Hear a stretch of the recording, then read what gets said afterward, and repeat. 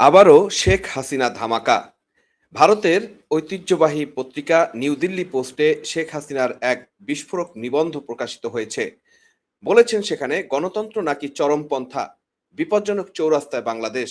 ইউনূস ও তারেক রহমানের বিরুদ্ধে ৪৬০ থানা পুরানো, জঙ্গি মুক্তি, সংখ্যালঘু নির্যাতন ও অর্থনৈতিক ধ্বংসের তোলপাড় করা অভিযোগ। আন্তর্জাতিক কূটনীতি ও ১৯৭৫ সালে নির্মম ইতিহাস এবং বৈশ্বিক নিরাপত্তার হুমকি নিয়ে তিনি বিস্তারিত তুলে ধরার চেষ্টা করেছেন। সাবেক প্রধানমন্ত্রী শেখ হাসিনার গণতন্ত্র নাকি চরমপন্থা, এক বিপজ্জনক চৌরাস্তায় বাংলাদেশ শিরোনামে এক বিস্ফোরক নিবন্ধ প্রকাশ করেছে নিউ দিল্লি পোস্ট। নিবন্ধে তিনি দাবি করেছেন যে বাংলাদেশ আওয়ামী লীগের ১৫ বছরের শাসনামলে বিশ্বমঞ্চে ৩৫তম বৃহত্তম অর্থনীতিতে পরিণত হয়েছিল। সেই শান্ত ও মধ্যপন্থী দেশটি আজ ইউনূসের নেতৃত্বাধীন সরকার ও বিরোধী বলয়ের রাজনৈতিক সিদ্ধান্তের কারণে সম্পূর্ণ ধ্বংসের দ্বার প্রান্তে এসে দাঁড়িয়েছে। নিবন্ধটিতে তিনি অত্যন্ত কঠোর ভাষায় অভিযোগ করেন যে ২০২৪ সালের জুলাই আগস্টের ঘটনাটি কোনো স্বতঃস্ফূর্ত আন্দোলন ছিল না, বরং এটি ছিল চরমপন্থী গোষ্ঠী ডক্টর মোহাম্মদ ইউনূস ও তারেক রহমানের সমন্বয়ে গঠিত একটি সূক্ষ্ম পরিকল্পিত অপারেশন। তিনি প্রশ্ন তুলেছেন ৪৬০টি থানা জ্বালিয়ে দেওয়া, পুলিশ সদস্যদের হত্যা করে ব্রিজে ঝুলিয়ে রাখা, কারাগার ভেঙে Ansarullah Bangla team, Hizb ut Tahrir এবং জেএমবির মতো নিষিদ্ধ সংগঠনের কট্টর উগ্রবাদীদের মুক্ত করে দেওয়া এবং ১৮ জুলাইয়ের ঘটনার বিচার বিভাগীয় তদন্ত কমিশন বন্ধ করে দেওয়ার পিছনের আসল উদ্দেশ্য কি ছিল। সুপ্রিয় দর্শক, আজকের এই ভিডিওতে আমরা শেখ হাসিনার লেখা এই চাঞ্চল্যকর নিবন্ধের প্রতিটি রাজনৈতিক এবং ঐতিহাসিক দাবি, ১৯৭৫ সালে নির্মম ট্র্যাজেডি, ২০০১ থেকে ২০০৬ মেয়াদে সন্ত্রাসবাদের উত্থান এবং বর্তমান বাংলাদেশের আর্থসামাজিক অর্থনৈতিক ধস নিয়ে নিখুঁতভাবে যে কথাগুলো তিনি তুলে ধরেছেন তা বিস্তারিত আপনাদের সামনে বিশ্লেষণ করার চেষ্টা করব। পুরো ভিডিওটি শেষ পর্যন্ত দেখুন। দর্শক, আসুন নিবন্ধের ঐতিহাসিক ভিত্তি ও শেখ হাসিনার উপস্থাপিত এই রাজনৈতিক যুক্তিগুলো আমরা একটু গভীরভাবে পর্যালোচনা করি। শেখ হাসিনা তার নিবন্ধের শুরুতেই জাতির পিতা বঙ্গবন্ধু শেখ মুজিবুর রহমান, জাতীয় ৪ নেতা এবং ৩০ লক্ষ শহীদের প্রতি গভীর শ্রদ্ধা নিবেদন করেছেন। একই সাথে তিনি স্মরণ করিয়ে দিয়েছেন তার পরিবারের সেই রক্তঝরা করুণ ইতিহাস। ১৯৭৫ সালের ১৫ই আগস্ট কিভাবে তার পরিবারের ১৮ জন সদস্যকে নির্মমভাবে হত্যা করা হয়েছিল এবং কিভাবে দীর্ঘ ৬ বছর তাদের ২ বোনকে বিদেশে নির্বাসিত জীবন কাটাতে হয়েছিল। তিনি উল্লেখ করেন ১৯৮১ সালে যখন তিনি দেশে ফেরেন তখন ঘাতকরা মুক্তভাবে ঘুরে বেড়াচ্ছিল এবং বিচার অধিকারটুকু তার থেকে কেড়ে নেওয়া হয়েছিল। দীর্ঘদিন পাল্টা এর মাধ্যমে সামরিক স্বৈরশাসকরা দেশ শাসন করেছে। নিবন্ধে বলা হয়েছে ১৯৯৬ থেকে ২০০১ মেয়াদে আওয়ামী লীগ ক্ষমতায় এসে খাদ্যের স্বয়ংসম্পূর্ণতা অর্জন করে প্রথমবারের মতো বাংলাদেশে এবং বিদ্যুৎ উৎপাদন বৃদ্ধি করে এবং সাক্ষরতার হার ৬৫.৫% উন্নীত করেন। ২০০১ থেকে ২০০৬ মেয়াদে বিএনপি জামাত জোট সরকারের সময় হরকতুল জিহাদ, হুজি যেটা এবং জামায়াতুল মুজাহিদিন বাংলাদেশ জেএমবির মতো উগ্রপন্থী গোষ্ঠীগুলোর উত্থান ঘটে। ২০০৯ সালে জিরো টলারেন্স নীতি গ্রহণ করেন তিনি। সে বিষয়ে বলেছেন ২০০৮ সালের জনাদেশের পর নির্বাচনের পর ২০০৯ সালে সরকার গঠন করে সন্ত্রাস বিরোধী আইন প্রণয়ন এবং সিটিটিসি, অ্যান্টি টেরোরিজম ইউনিট এবং বিএফআইইউ এর মতো শক্তিশালী প্রাতিষ্ঠানিক কাঠামো গড়ে তোলা হয়। শেখ হাসিনার বক্তব্য অনুযায়ী সন্ত্রাসবাদকে কেবল সামরিক শক্তি নিয়ে নয়, বরং সামাজিক সচেতনতা, শিক্ষা, ধর্মীয় সঠিক ব্যাখ্যা এবং অর্থনৈতিক নিয়ন্ত্রণের মাধ্যমে প্রতিহত করার চেষ্টা করা হয়েছিল। বন্ধুরা, সাবেক প্রধানমন্ত্রী শেখ হাসিনার নিবন্ধের সবচেয়ে সংবেদনশীল এবং কড়া আক্রমণটি এসেছে ২০২৪ সালের ঘটনা প্রবাহকে নিয়ে। তিনি স্পষ্ট ভাষায় দাবি করেছেন কোটা আন্দোলনের আড়ালে মূলত একটি নির্বাচিত সরকারকে বেআইনিভাবে উৎখাত করার ছক কষা হয়েছিল।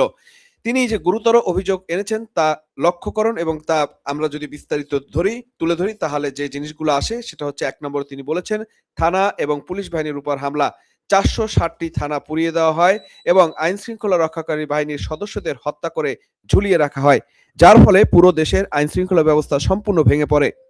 ২ নম্বর, কারাগার ভেঙে জঙ্গি মুক্তি, কারাগার ভেঙে আনসারুল্লাহ বাংলা টিম, হিজবুত তাহরির ও জেএমবির মতো আন্তর্জাতিক চিহ্নিত নিষিদ্ধ কট্টরপন্থীদের যে মুক্ত বা জামিনে বের করে দেওয়া হয়েছে সে বিষয়টি কিন্তু তিনি এখানে উল্লেখ করেছেন। তদন্ত কমিশন স্থগিতের প্রশ্ন তিনি করেছেন। 18 জুলাই গঠন করা বিচার বিভাগীয় তদন্ত কমিশনকে নতুন প্রশাসন কেন স্থগিত করল? শেখ হাসিনা প্রশ্ন তুলেছেন, যদি তারা নির্দোষী হতো তবে স্বাধীন তদন্তকে কেন ভয় পাচ্ছিল বা কেন ভয় পেল, এবং হামলাকারীদের দায় মুক্তিও বা কেন দেওয়া হলো? তিনি দাবি করেন, ইউনূস, তারেক রহমান এবং জামাত মিলে লাশ ফেলো, ক্ষোভ তৈরি করো নীতির উপর ভিত্তি করে রাষ্ট্রীয় কাঠামো ভেঙে দিয়েছেন। দর্শক, আমরা যদি এই বিশ্লেষণগুলোতে দেখি এবং শেখ হাসিনার এই নিবন্ধের উপরে আরো কিছু বিস্তারিত আলোচনা বা নিউজ অন্যান্য পত্রিকায় হয়েছে, সেখানেও কিন্তু এটাকে ফলাও করে প্রচার করা হয়েছে। যেমন মুক্তিবার্তা ৭১-এ বলা হচ্ছে, গণতন্ত্র বনাম চরমপন্থা, বাংলাদেশের রাজনৈতিক সংকট ও অর্থনীতি। রাজনৈতিক পট পরিবর্তন, চরমপন্থার উত্থান, অর্থনীতি ও আইন শৃঙ্খলা পরিস্থিতি নিয়ে আওয়ামী লীগ সভানেত্রী শেখ হাসিনা বিশেষ নিবন্ধের বিস্তারিত। শেখ হাসিনা নিউ দিল্লি পোস্টে প্রকাশিত নিবন্ধ। দক্ষিণ এশিয়ার রাজনীতিতে ভূ রাজনৈতিকভাবে অত্যন্ত গুরুত্বপূর্ণ রাষ্ট্র বাংলাদেশ এক গভীর সামাজিক ও গণতান্ত্রিক সংকট দেখা দিয়েছে। সাবেক প্রধানমন্ত্রী আওয়ামী লীগ সভানেত্রী শেখ হাসিনার সাম্প্রতিক নিউ দিল্লি পোস্টে নিবন্ধে দেশের বর্তমান পরিস্থিতি নিয়ে গভীর উদ্বেগ প্রকাশ করা হয়েছে। তার মতে, বাংলাদেশের বর্তমান চরমপন্থা এবং সংঘাতময় পরিস্থিতির মুখোমুখি দাঁড়িয়ে আছে। নিবন্ধে তিনি বাংলাদেশে গত দশকের অর্থনৈতিক সাফল্য, বর্তমান রাজনৈতিক সংকটের চিত্র বিস্তারিতভাবে তুলে ধরেছেন। জাতির পিতা বঙ্গবন্ধু শেখ মুজিবুর রহমান 1971 সালে মহান মুক্তিযুদ্ধে 30 লক্ষ শহীদের প্রতি শ্রদ্ধা নিবেদন করে তিনি নিবন্ধটি সূচনা করেছেন।